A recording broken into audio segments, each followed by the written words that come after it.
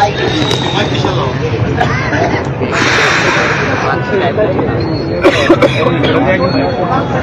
आहे ठीक आहे.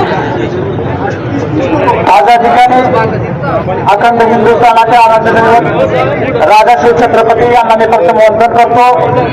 माणसाला माणूस म्हणून जगण्याचा आणि मूलभूत अधिकार दिला ते भारतीय राज्यघटनेचे शिल्पकार भारतरत्न डॉक्टर बाबासाहेब आंबेडकर यांना प्रथम मानवंदन करतो.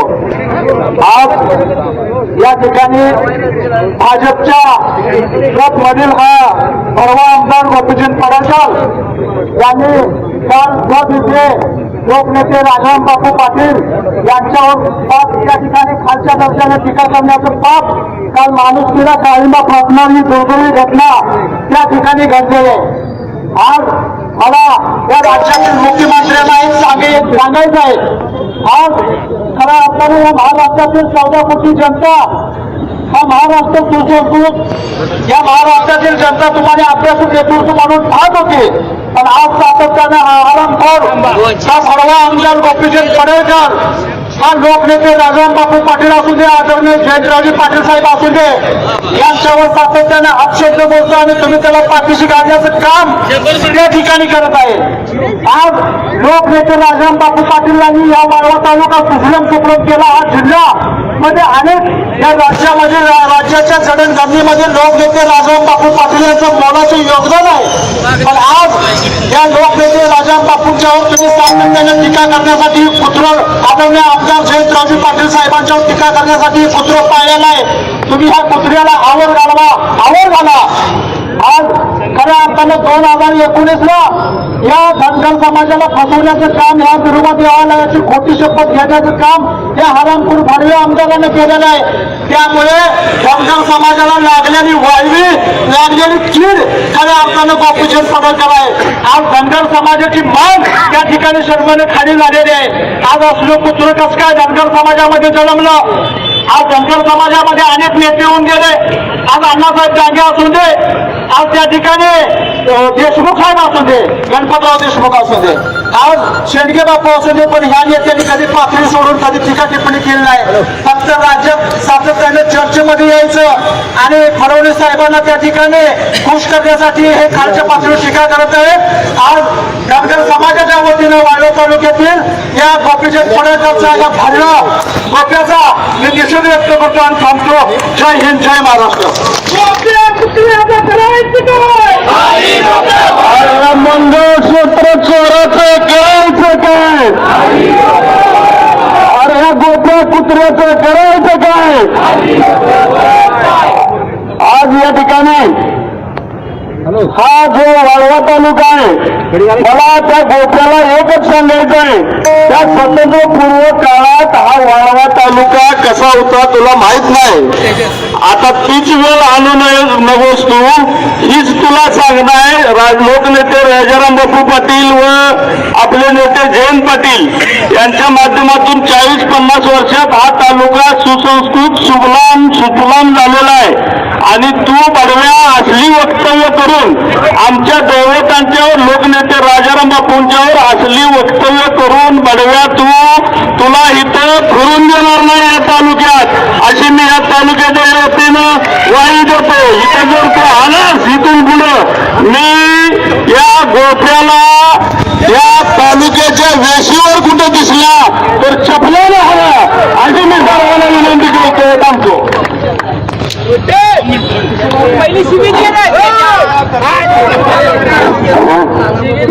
आता सर्व तालुका आलेला आहे, गोष्टीच्या निसर्ग आलेला आहे. तरी साहेबांचे राजाराम बापू हे महाराष्ट्राला माहित आहेत, कोण आहेत, पण गोप्याची औलाद काय आहे, गोप्याचा वडील कोण आहे ही महाराष्ट्राला माहिती आहे का? गोप्या तू कुठल्या औलादीचा आहेस? तुला कुणी काढला, पुंडलिकाने काढला का कुणी काढला ही तुला माहिती आहे का? आणि तू नसेल ती आमच्या साहेबावर बोलतोस. हरामखोर, तुझी जात तुला माहिती आहे का? ना कानाना मात्रा.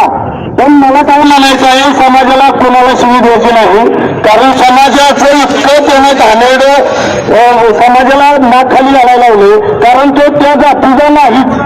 त्याला तुम्ही ब्राह्मण काढलाय काय कुणाला ठाऊक, कारण देवेंद्र फडणवीसच्या मागे हे बोलतो, त्याला काय ब्राह्मण काढलाय काय कुणाला ठाऊक. फक्त कुत्र्याला एवढंच तुला जर भाषा करायची असेल तर इथं ही तालुक्याच्या जिल्ह्यात ठिकाणी येऊन भाषा कर, मग तुझ्या अवस्था काय होत्या. कपडे जर तुझ्या अंगावर ठेवली तर अंगात सांगितलं नाही वाढवं तालुक्याची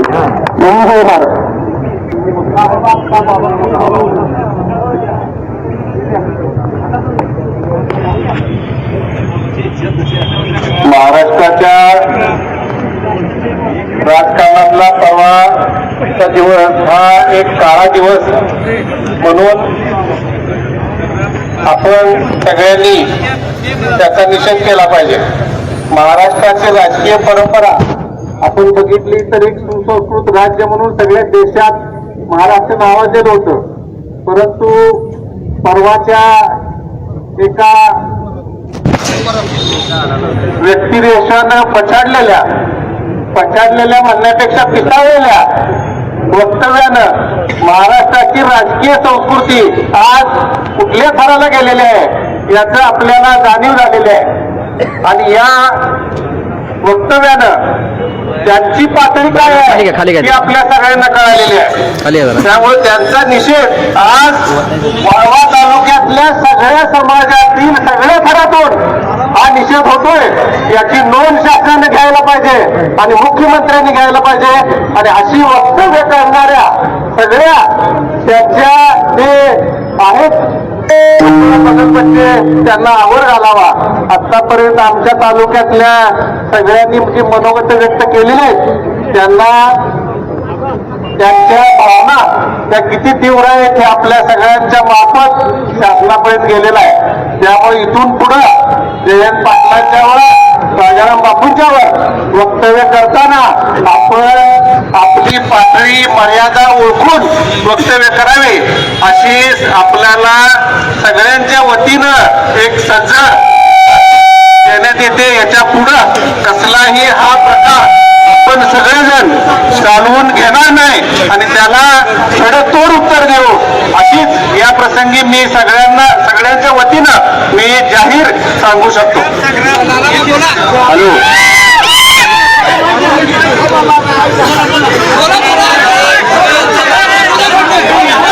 हॅलो माझं काय म्हणणार का खरोखर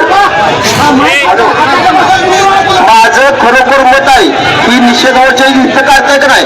जर खानदानी आपण असलं आणि राजाराम बापू आई साहेब जर प्रेम असलं तर तो कुठं असेल तिथं उडच्या आणि ह्यासाठी ज्याचा हात त्याचा पाय मोडला तर माझं राजाराम बापू म्हणजे बँकेमध्ये 6,70,000 त्यातलं 5,01,000 जाहीर करतो. तर माझ्या आई व शपथ मला 10.5 एकर राहिले ती 3 बापूच्या मुक्तार करतो आणि त्याचा कार्यक्रम करावा. मी जातीय मला एका करणार नाही जी खाल्ले इथं नाही तुम्ही ही निश्चित बापू चुकीच आहे. तुम्ही राहुल चेक करा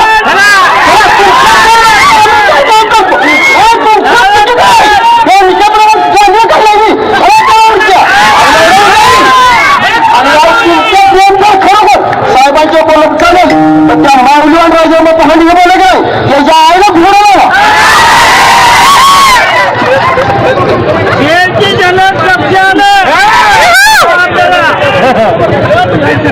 लोकनेते स्वर्गीय राजाराम बापूंचा वारसा आणि वसा संपूर्ण महाराष्ट्रात वयाच्या 65व्या वर्षी बापू नावानं संबोधून संपूर्ण महाराष्ट्रात बापूंचं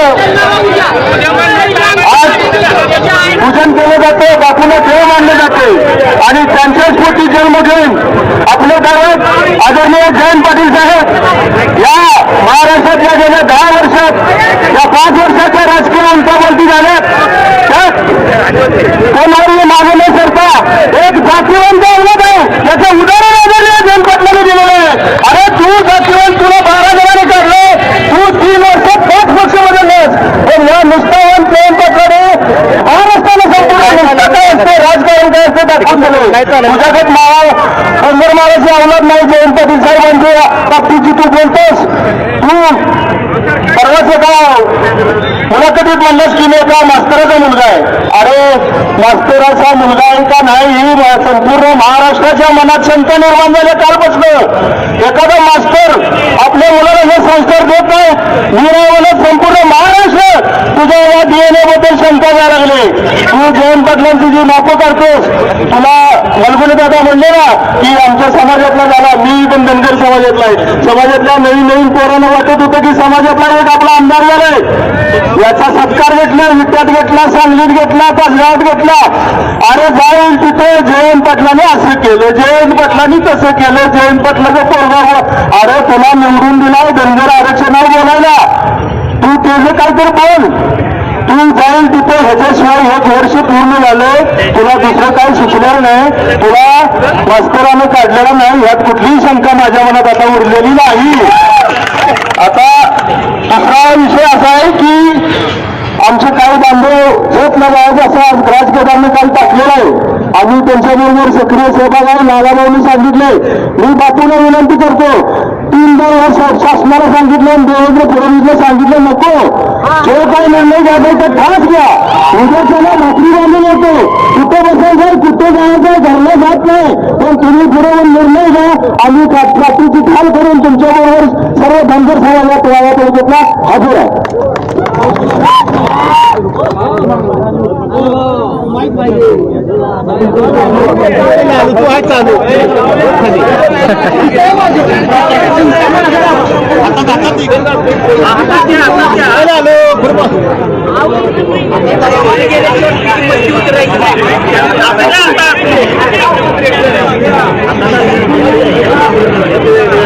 आज आपण इथं ज्याचं नाव सुद्धा घेण्याची माझ्या तोंडात इच्छा नाही, अशा एका फालतू आणि नीच माणसाच्या बद्दल आपण इथं त्याचं नाव घेऊन त्याला फार मोठं करण्याचा तो मोठा नाही. माननीय नामदार साहेबांच्या बाबतीत, म्हणजे जयंत पाटलांच्या बाबतीत जो एखादा कुणी कुत्रा काहीतरी व्हायच्या बोलतो, ज्याला काडीची किंमत नाही समाजामध्ये, जो आमच्या पुढे दैवत बिरोबाच्या देवळामध्ये धारेवाडीला जाऊन बिरोबाची शपथ खातो की मी भाजपला, मी जरी उभा राहिलो तरी मतदान करू नका म्हणून सांगणारा जो कोणी कुत्रा असेल, त्या कुत्र्याला लाज वाटायला पाहिजे की आपण कुठल्या पातळीनं कुणावरती बोलतोय. अरे जयंत पाटील म्हणजे तुला काही आलतू फलतू माणूस वाटला का? नाही, त्या माणसाच्या नादाला लागून तुझी छड्डी सुद्धा मी ठेवणार नाही. तू कदाचित या वाळवा तालुक्यात कधी आता यायचा प्रयत्न कर. तुला जर नाही कपडे काढून जर परत पाठवला त्या आटपाडीच्या तालुक्यात, जर तुला पुन्हा सांगितलं नाही म्हणजे तू पुढच्या वेळेस तू तेवढा जत तालुक्यातनं निवडून येऊन जाते. हे माझं तुला चॅलेंज आहे उघड. या बाबतीत मला काही जास्त बोलून त्याची एवढी मान उंचवण्यासारखी तो एवढा मोठा बडवा नाही. तो अतिशय नालायक आणि लबाड माणूस आहे. आणि मगाशी कुणीतरी काना मात्र नसणारं म्हणणं जे म्हणले, काना मात्र म्हणणं हे चुकीचं आहे. काना मात्र नसणाऱ्याने सुद्धा सिंधुदुर्गाच्या ह्याच्यातला वाद दाखवली, जी काना मात्र नसणाऱ्याने दाखवली. त्याच्यामुळे सगळ्या धनगर समाजाला तुम्ही वेठी धरून हे काहीतरी चुकीची वक्तव्य करू नका. ज्यांनी कोणी काही केलं त्याच्या बाबतीत आम्ही आहे. आणि मगाशी आमच्या लालासाहेबांनी सांगितलं की ते जाऊन तिथं पाय काढूया. चला आत्ता तयारी करूया, त्याच्या आईला धरून कुठं असेल तिथं त्याला आत्ता विषय तो नाही. पण एकासाठी तुम्ही सगळ्यांना काना मात्र देऊ नका. आम्हाला हे बी सांगायचं आहे तुम्हाला. तर असं काही करू नका. एकानं त्याच्याबद्दल सगळी काही त्याच्यात बांधील माहिती आणि त्या कुत्र्याचं नाव घेऊन त्याला एवढा मोठा करणं, मी त्याला गोपीचंद सुद्धा म्हणू शकत नाही. कारण का आता त्याची ती लायकीच नाही. त्या लायकीवरनं त्यानं वागला नाही. आमच्या संपूर्ण धनगर समाजाला, महाराष्ट्रातल्या तालुक्यातलेच नव्हे तर महाराष्ट्रातल्या सगळ्या धनगर समाजाला त्यानं मालखानी घालायला व्हायचं काम केलं. बापून सारख्यावर तो बोलतो, एवढा मोठा झाला का नालायक तो? असं नाही व्हायला पाहिजे. आपली उंची वळका. तुम्हाला आमदार लोकांनी केलं, तुम्ही कामं करा लोकांची. अरे तिथं जत तालुक्यात लोक वनवासी पडले, त्यांची कामं कर ना. बाकीची मापं काढून तो फ्लॅशमध्ये याचं काम करतो का? फडणवीस साहेब, तुम्हाला माझी एक कळकळीची विनंती आहे की अशा लोकांना तुम्ही ताबडतोब आवर घालावा. तुमचा पक्ष सुसंस्कृत पक्ष म्हणतात, तर ही संस्कृतीची भाषा नव्हे असं मला वाटतं. आणि जो माणूस बापू बिरू आणि बाळूमामाचं नाव घेऊन प्रत्येक भाषणाचं वापरतो, बापू बिरू यातलं काय येतं तुला? बाळूमामा काय येते तुला? तर ह्या गोष्टी तुम्ही जर वापरायच्या असेल त्यांच्या पद्धतीने पावला टाका. बाळूमामांनी काय केलं ते बघा, बापूगुरूंनी काय केलं समाजासाठी ते बघा, आणि तुम्ही समाजासाठी काय करताय हे सुद्धा तुम्ही जरा तपासून बघा. आम्हाला जास्त बोलायला लावू नका. आम्ही बोलतो, थोडकंच बोलतो, पण कार्यक्रमच करतो. एवढं लक्षात घ्या आणि एवढंच आम्हाला सांगायचं. आत्ताच बोललेले बापूगिरी वाटेगावकरांचे सुपुत्र आणि ज्यांनी मगाशी म्हटलं धोचा मचा आवो ही धनगर आहेत. दिल्लीपर्यंत आलेले देवी आणि मल्हाररावांनी लावलेला एक झेंडा आहे. हे कुत्र जन्माला आले म्हणून सगळ्या धनगरांना असं बोलू नका. हे आमची धनगराची आवडत आहे. साहेबांना ज्यावेळी कोण काय बोलेल त्यावेळी पहिला धनगराचा विरोध आहे त्याला. आणि सांगायचं झालं तर ही धनगराला सुद्धा यानं कलंक लागलेला आहे. आणि ही कुत्र्यांचा किंवा या छक्क्यांची सुद्धा तुम्ही जी पेटं आणल्यात ती प्रामाणिक आहे. कुत्री आणि छक्की त्याच्यापेक्षा अवलंबी वाईट आहे. आणि हा कुत्रे ही प्रामाणिक आहे, लक्षात ठेवा. त्याला सुद्धा आपल्याला त्याचं नाव देऊन त्याला मोठं करू नका. तो प्रामाणिकपणा कुत्र्याचे त्याच्यापेक्षा अवलंबी आहे. आता सांगितलेलं शिवाय महाराजांना असू दे, नाही लालाबाने असू दे, नाही रात्री जाहीर केलेला आमचा राजवर्धन आत्तूर असू दे, आमची ताकद आहे जत नदी तुझ्या चौकातच आणि आज आम्ही येणार आहे 2 वाजता. कोणाला यायचं आहे तुम्ही या, पण आम्ही आज जत वाजता 2 वाजता जतमध्ये आहे एवढंच सांगतोय. आणि राजाराम बापू आणि कुसुमताई या वाळवं तालुक्यातील समस्त धनगर समाज आमचा नेहमी त्यांच्या पाठीशी आहे. आज जयंत पाटलांचा अंगरक्षक कोण आहे? आज जयंत पाटलांचा अंगरक्षक हा धनगर समाजाचा वाघ आहे. आणि धनगर समाज यावलाच सगळ्यात पुढे असणार आहे. हे बापूगिरीने जे सांगितलं, बापूगिरीने आया बहिणींची आबरू वाचवण्यासाठी स्वतःचा संसार सुद्धा बघितला नाही. राजमाता पुण्यश्लोक अहिल्यादेवीने अक्षरशः आपला नवरा लावला तरी हातात पिंड घेऊन त्यांनी अखंड देशात मंदिरं बांधली, 7-12 केला, नदी केलं. ही धनगराची अवलाद आहे.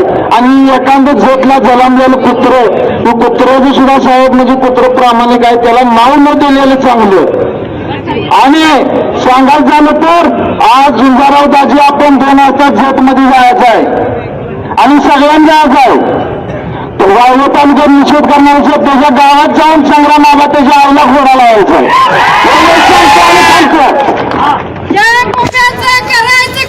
आणि लोक वर पाय, आणि लोक वर पाय.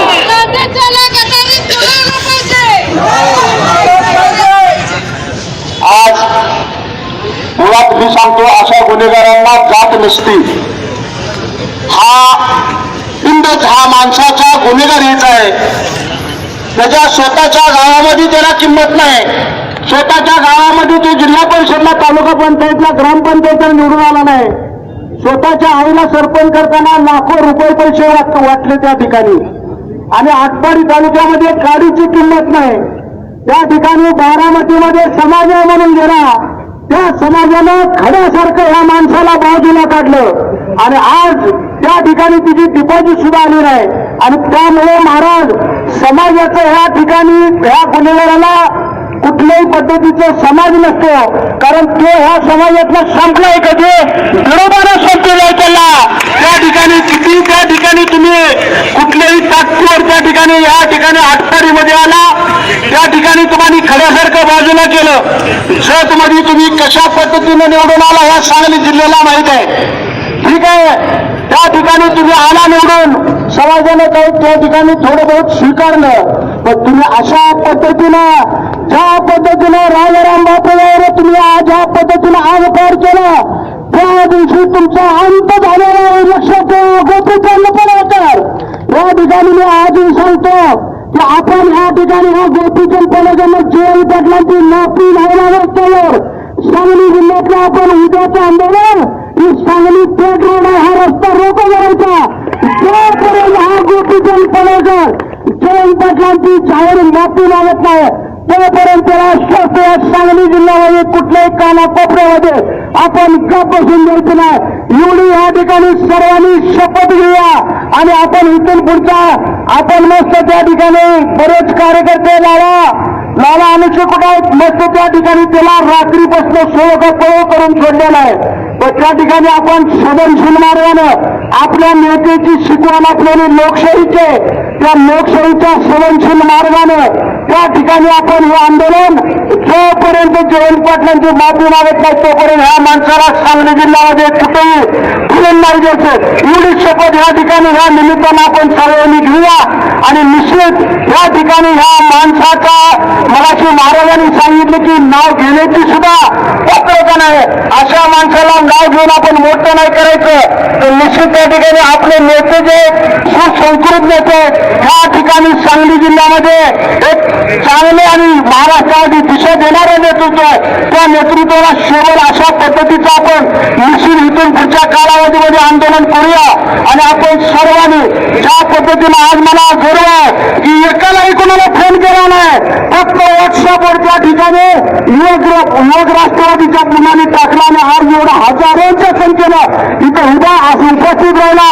त्याबद्दल मी तुम्हाला सर्वांना इस्लामपूरच्या शहरवासियांच्या वतीनं सलाम करतो आणि थांबतो. जय हिंद. उद्या आपण सकाळी 10 वाजता स्पोर्ट सांगली रोडला एसटी स्टँड पाशी झरी नाक्यापाशी कामेरी रोड या ठिकाणी सर्वांनी या ठिकाणी उपस्थित राहायचं. आणि रस्ता रोको आपण आज जणांना माफी नाही मागितली तर उद्या हजारो संख्येनं आपण एसटी स्टँडच्या समोर त्या ठिकाणी झरी नाक्याच्या तिथं आनंदराजांच्या लॉज पाशी रस्ता रोको करायचं आहे. जोपर्यंत माफी मागत नाही तोपर्यंत रस्ता रोको त्या ठिकाणी करायचं.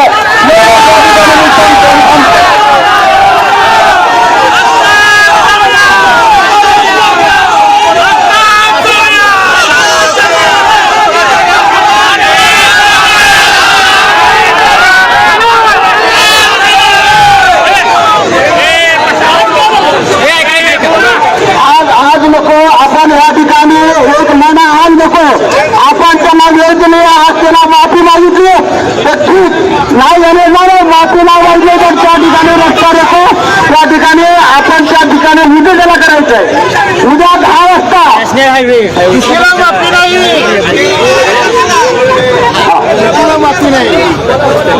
आपल्या सुज्ञ वाळवीच्या तालुक्यातील नागरिक बंधू, आपल्या इस्लामपूरचा एक वडर समाजातल्या माणसानं आत्महत्या केल्यामुळं आपला बंधू आहे तो, आपला गाववासी. त्या माणसाच्या आत्महत्येचं कारण त्यांच्याकडे तो गेल्यानंतर ज्यानं जी भाषा वापरली ती जर हा आमदार भाषा वापरत असेल तर त्या पीएनं त्या वडरच्या समाजाच्या माणसाला कुठली भाषा वापरली असेल त्याचा अंदाज करा. आणि त्या बिचाऱ्यानं आत्महत्या केली बेकायदेशीर काम करणार नाही म्हणून. अशा वस्तुस्थिती त्यानं राजाराम बापू आणि जयंत पाटलांच्या बोलून हे लक्ष पोलीस खात्याचं डायव्हर्ट करण्यासाठी हा बोलतोय. हे पोलीस खात्यानं ध्यानात घ्यावं आणि त्याचा योग्य तपास होऊन त्या माणसाला योग्य ती शासन झालं पाहिजे एवढीच मी माझी विनंती करतो.